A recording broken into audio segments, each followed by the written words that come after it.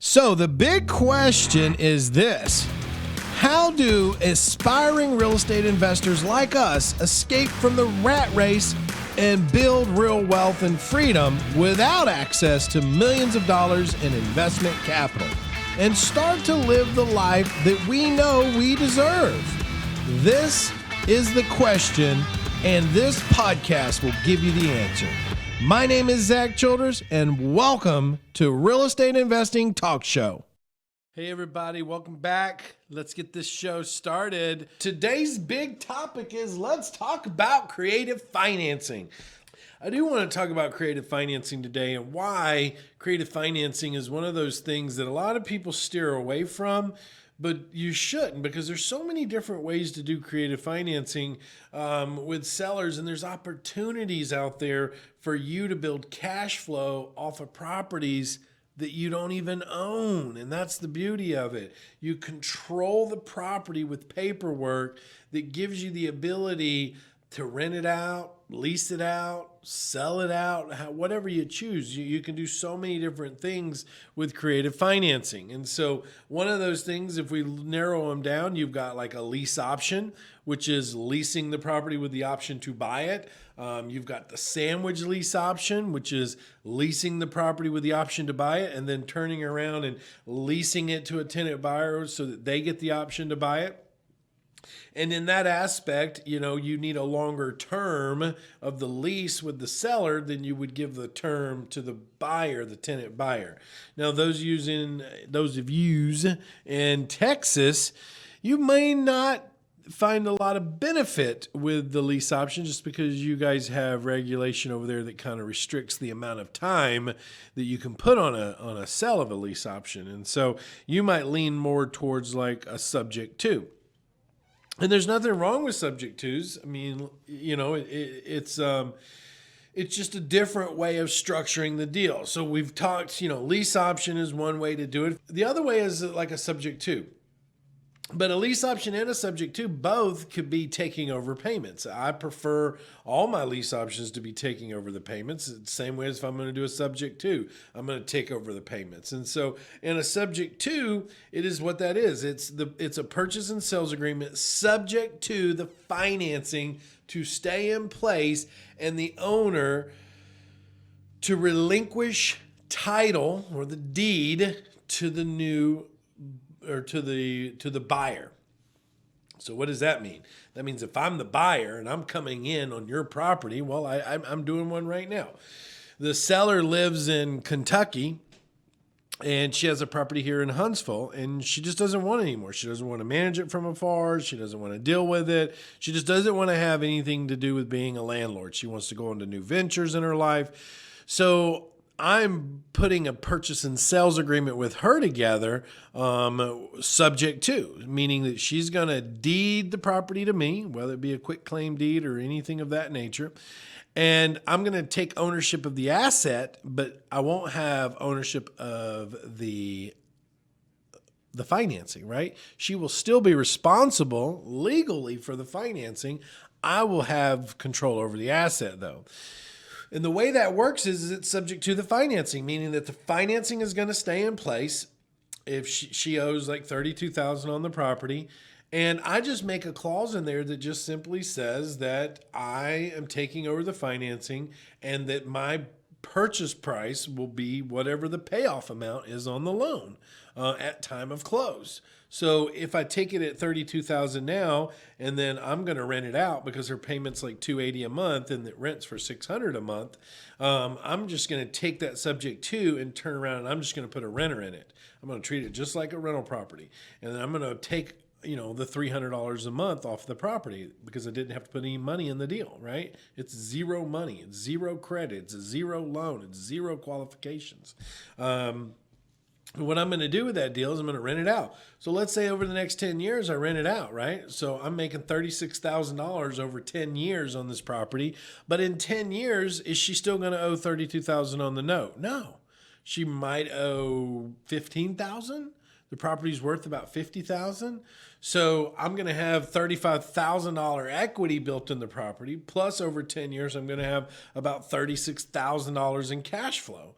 So this little deal over a 10-year period is going to pay me roughly $70,000 over 10 years, because then I'll end up selling it, taking the equity and moving on to a better investment. See, and that's the good thing about like a subject to, right? Where a lease option, you set the price as is, or you could say in your lease option when it says purchase price, let's say you agreed on a 5-year term with them, 5-year term, you could set purchase price to be the payoff amount of the loan at time of close. So meaning in 5 years, whatever the balance is on the loan is what you would have as a payoff amount or a purchase price. But in some cases in a lease option, you're not really getting that type of flexibility. You're getting, here's, $35,000 or $135,000 is what I want to sell it for, which means the seller gets the reward in 5 years from now when you pay $135 and they may only owe $115. So that's a benefit. So that's always a good thing. Now, the lease option aspect of things is where it's just a lease with an option to purchase. So there is no transfer of ownership. There is no triggering of what people refer to as the due on sell clause in the lease options. One of the reasons I love it so much. Now, move over to the subject to deal. When we change ownership, could legally there be a due on sale clause executed? Yes, absolutely there could. And the main way that gets triggered is when two main ways. When the new ownership, the deed transfer, quitclaim, whatever, is now in a different form of name. And number two, if you try to alter or change the insurance policy. Because if you do that, then they notify the lender, and then the lender goes, oh. But there is a way, which is called the St. Germain's Act, which was a federal case that allows us to transfer ownership out of our name into a trust name. And so when we deed a subject to or quitclaim it, we never deed it into our name. We never deed it into our company name. We always set up a trust. So for instance, like the lady I'm working with in Kansas, Kelsey, I would take her last name and I would say her last name trust, right? Like Kelsey's 123 Main Street Trust. And so therefore it's got the name and the property address on the trust, even though I'm the beneficiary of the trust. But I still want to give her some ownership. So I would give her like 1% ownership in that trust. So therefore she has ownership in the trust. I have majority ownership, but it gives her ownership in the trust. And so that helps you comply with the changing the deed on the property. A lot of people will say, yeah, but subject twos, that'll trigger a due on sell clause. Well, it's just because they're not educated enough. If you research the St. Germain's Act, which was a federal case, it basically allows us to now deed properties into a trust for asset protection and estate planning. So you just got to comply with that. And if you comply with that, then you're safe, you're good. You now have ownership in a trust. Now you own the trust. You're the beneficiary of the trust. You could be the trustee. You could have anybody be the trustee. And now you're in control of that property. And now you can rent it out. You could sell it if you wanted to, whatever the choice may be at that point. So that's always good information. So creative financing is obviously one of those things that you just got to make sure you're staying in it, you're learning it, you're being active in the process. There's different paperwork involved from for instance, like a lease option. I'm going to have to file what's called a memorandum of option to cloud the title, so the seller can't sell it out from underneath me. Where in a subject to, they're deeding the property into my trust, which means I own it. They can't sell it. I'm the only one that can sell it. So that gives you protection. Also, you got to think about what's called an authorization to release information. And so, a lot of times banks will take those. They have to be notarized because why? I need to call the bank. I need to find out really what's going on with that mortgage, what's going on with the loan, where do the payments get sent, things like that. If they have an online login to their banking mortgage platform, that's great. Because then you can just use that. I've done that with properties in the past where I just go online and make the payments. In a lease option, you get what's called an option consideration fee, which is the fee that allows them to take action to purchase, but that option fee is non-refundable. So you got to have them sign a disclosure that they're aware of that and they know that. There's some other things with lease options that you need to make sure you're working with on the tenant buyer side. On the subject to side, most of the time you could get an authorization to release information, but just to take it one step further, you need to get a limited power of an attorney that just says, hey, look, this power of attorney gives me limitations to communicate on the behalf of this property and the information and how this property is acquired, sold, refinanced, the whole 9 yards. It's a limited power of an attorney specifically to that type of property, which gives you the ability to communicate on the behalf of the seller, to the lender, to a closing attorney, to anybody, because you have that document and it needs to be notarized. Okay. So there's definitely different forms of paperwork that you need to consider when you're moving through that process. On the deal I'm doing locally, I'm just going to get it subject to and rent it out. Some people want to do a subject to and then seller finance it out and maybe do what's called a wrap mortgage. So for instance, let's use Kelsey's deal. She's got a 5.4% interest rate. So if I take it subject to, I could sell it out on a wrap, but I would need to sell it out for more than 5.4 interest rate, right? So I would need to sell it at 9 or 9.5%, make the spread on that, amortize that loan for 15 years so that my payment is larger than her 280. Now people say, well, why would you do that? Well, there's some benefit to that. I can sell it that way, which means I don't have to be a landlord, which means I don't have to fix toilets or trash or broken windows or doors knobs that don't work. I don't have to deal with any of that. They got to deal with it. The other side of the equation is if I get it for 32 and I sell it for what it is on the market right now, valued at 55 with a 15-year amortized loan, because the payments will be higher, and so I get the cash flow, and the down payment. So what Manny was talking about earlier, the three-way pay on a lease option or a subject to, if I'm selling it out on a wrap from a subject to that came in, I get a down payment, which is upfront money. I get the cash flow every month, and then I get the back end payoff once they close on the deal.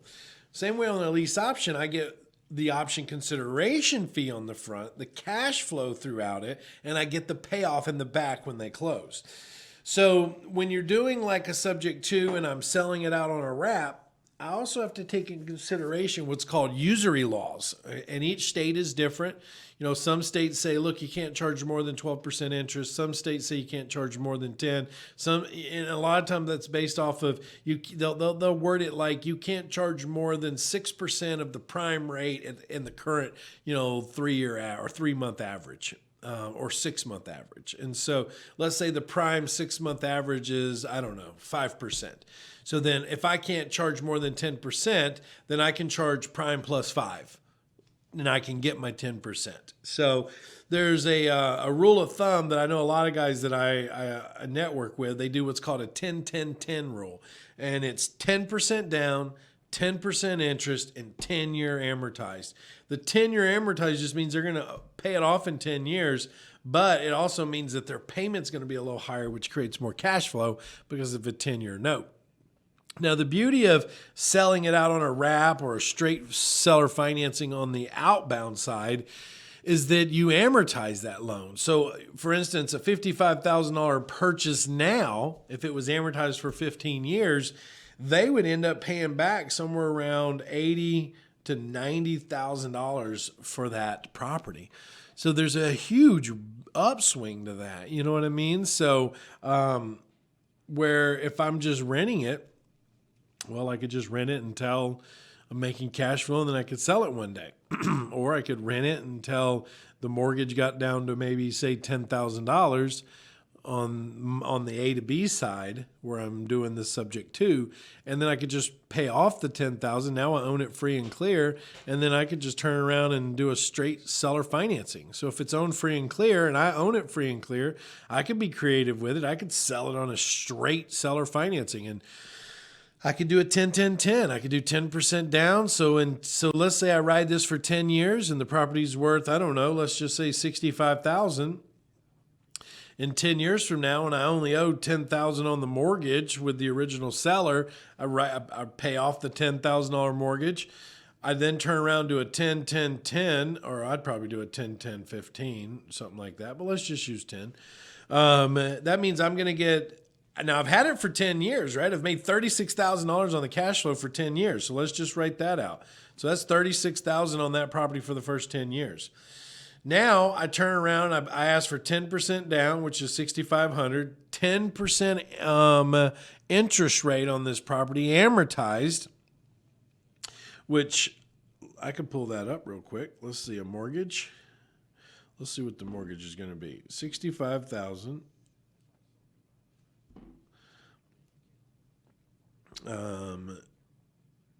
10% interest, 10-year term. That means the payment on this is going to be $690 a month. So if I take 690 times 12, that's $8,280 a year, but I'm doing it for 10 years times 10 years. That's $82,800. Woo, boy, right? So here's where it gets really good. So I got $6,500 as a down payment. You know what? I forgot to take out the down payment. $6,500. Boom. Oh, wait a minute. $6,500. Why is it not doing that? $6,500 is the down payment. Okay, there we go.